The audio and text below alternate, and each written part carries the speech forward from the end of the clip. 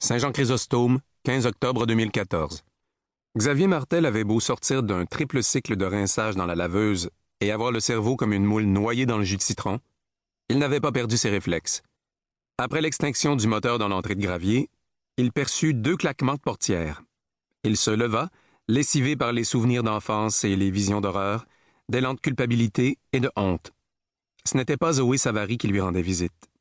D'autres s'étaient montrés plus opportunistes qu'elle.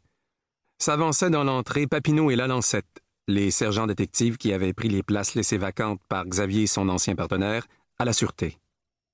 Ils ont su, se dit-il. Par Zoé? Non, c'était impossible. Une image frappa l'imaginaire de Xavier. Richie Provost qui, du fond de son tombeau de fortune, souriait de ses dents pourries. Il était là, quelque part dans le verger, peut-être encore chaud. Xavier se rendit au salon et se mit à faire les 100 pas. Où était Zoé? Elle lui avait texté qu'elle s'amenait illico il y avait... Combien de temps déjà? Réfléchir. Il s'interrompit, se rappela qu'il tenait dans la main droite le Colt ayant appartenu à son père. Il se précipita, rangea l'arme sous le fauteuil, se maudit d'avoir eu le réflexe de remettre le pistolet là même où son père le dissimulait à une autre époque. Tel père, tel fils, murmura une voix dans son esprit. Xavier inspira longuement. Sa bouche s'était emplie d'un mélange de saveurs devenues une seule et même brûlure, faisant de ses joues et de sa langue des plaies à vif. T'es pas mort. Il se jeta sur la porte arrière pour sortir. Le mieux à faire était de garder les policiers à l'extérieur de la maison. La cave portait encore les traces de la détention de Provost. Ils trouvèrent Xavier assis dans l'ombre d'un cyprès, hérissé de branches, que Ruben Malone, l'improbable acolyte de Xavier, avait impeccablement taillé pendant qu'il s'occupait de la propriété, à temps perdu, tandis que Richie Provost, leur prisonnier à tous les deux, était gardé captif dans la cave. « Salut Martel !» fit Adam Papineau. Il paraissait avoir vieilli depuis la dernière fois que Xavier l'avait vu. Les ridules à la commissure de ses lèvres s'étiraient jusque sur ses joues rasées de près, et ses pattes doigts lui donnaient 10 ans de plus que sa petite quarantaine. Xavier s'en serait amusé s'il ne s'était pas efforcé de ramener ses pulsions cardiaques à un rythme normal. « Ça va? »« Qu'est-ce que vous voulez? » réagit Xavier. « Jaser. » Xavier désigna du menton Luca Lalancette. « Jase avec ton partner. Ça va le décoincer un peu. » Lalancette eut un sourire amer. « T'as l'air essoufflé, Martel. T'as couru? » « J'ai creusé un tunnel dans ma cave quand je vous ai vu.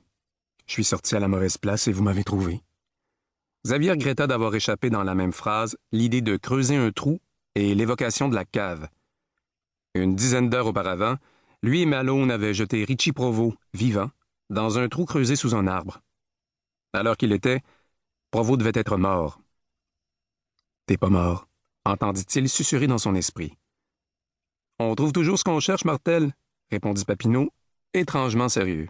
« Tu respires encore. T'es pas mort. T'es menotté dans ton trou, mais je sais pas comment tu remontes à la surface. Tu vas sortir, tu vas te montrer, et là, les choses vont partir en spirale. Papineau va jubiler. « Tu travailles pas aujourd'hui? » leur lança Papineau.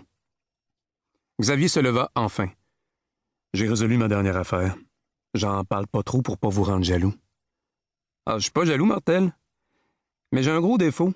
Je manque d'originalité. Va falloir parler encore un peu de Provost. C'est le moment où tu vas sortir du sol, comme dans un film cheap. Sauf que toi, t'auras pas les yeux rouges, le corps décharné, l'esprit embué.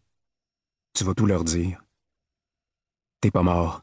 Tu le seras jamais complètement. » Xavier tenta d'afficher une lassitude ordinaire. Son palais était un feu de brousse qui s'embrasait chaque fois qu'il ouvrait la bouche.